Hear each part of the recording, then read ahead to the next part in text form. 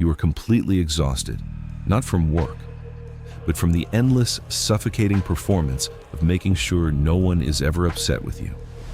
You swallow your boundaries, bite your tongue, and dilute your entire personality just to keep the peace. You call it empathy. Psychology calls it cowardice. You aren't being a good person, you are a hostage. You are slowly erasing your own identity because you are terrified of being rejected. Tonight, we are going to burn that script. I am going to hand you a radical, century-old psychological weapon to permanently destroy your need for approval and show you why your real life doesn't begin until you find the courage to let them hate you.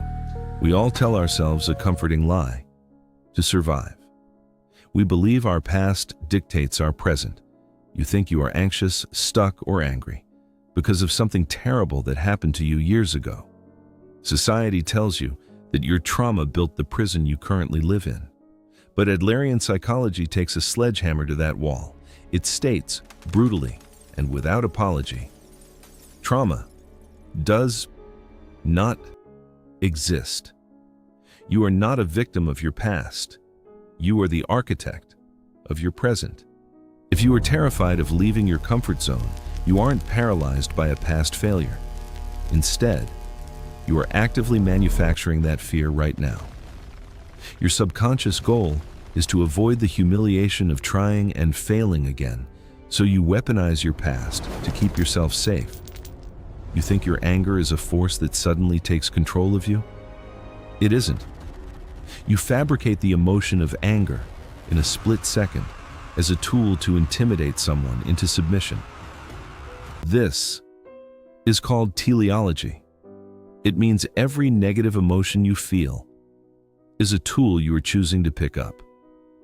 Because as long as you can point to your past as the cause of your misery, you never have to take responsibility for changing your life today. The door to your cell is wide open. You are just choosing to stay inside. Now that you know you choose your own suffering, you have to ask, why? Why choose to feel anxious, inadequate, or insecure? The answer is shockingly simple. Because other people exist. If you were the absolute last human being in the universe, all of your problems, even the internal ones, would instantly vanish. Every single problem you have is an interpersonal relationship problem. You only feel inferior because you are constantly measuring your worth against the shadows of others. A feeling of inferiority isn't inherently bad. It can be the fuel that pushes you to grow. But you don't do that.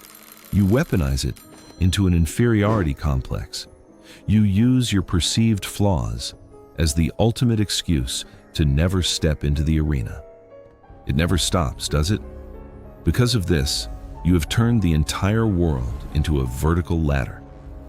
You view life as a brutal, endless race where everyone around you is an enemy. Every success they have feels like your personal failure. Every time someone climbs higher, you feel their foot on your neck. You are exhausted because you are constantly fighting a war that only exists in your head. Life is not a competition. You are not racing anyone, but yourself.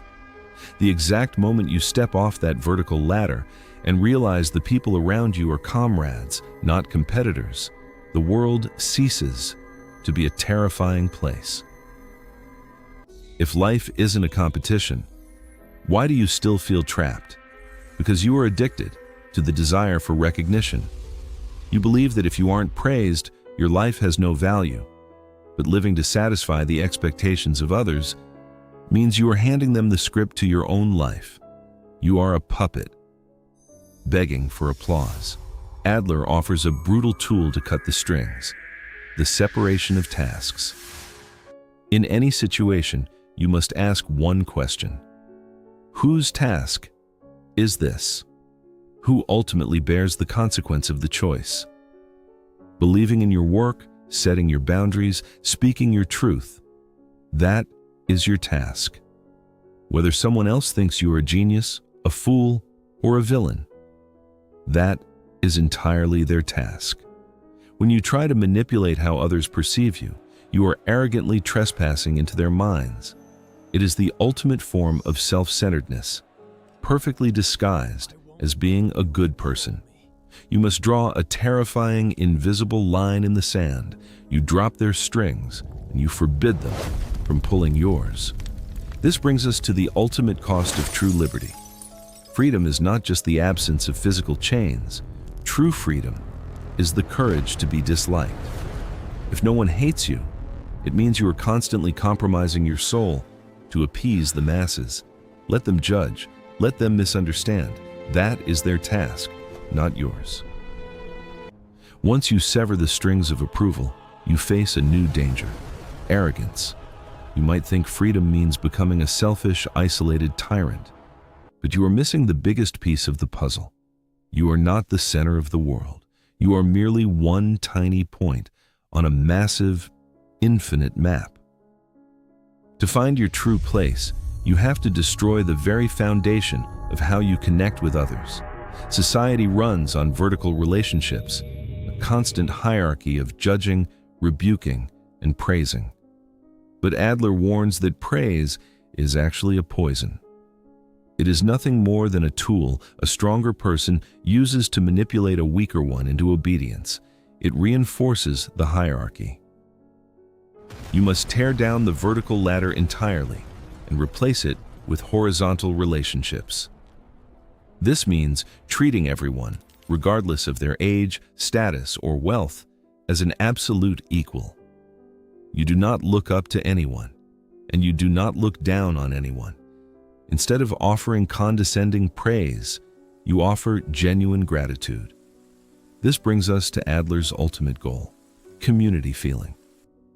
True fulfillment doesn't come from forcing the world to cater to your ego. It comes from a radical shift in focus. You stop asking, "What will this person give me?"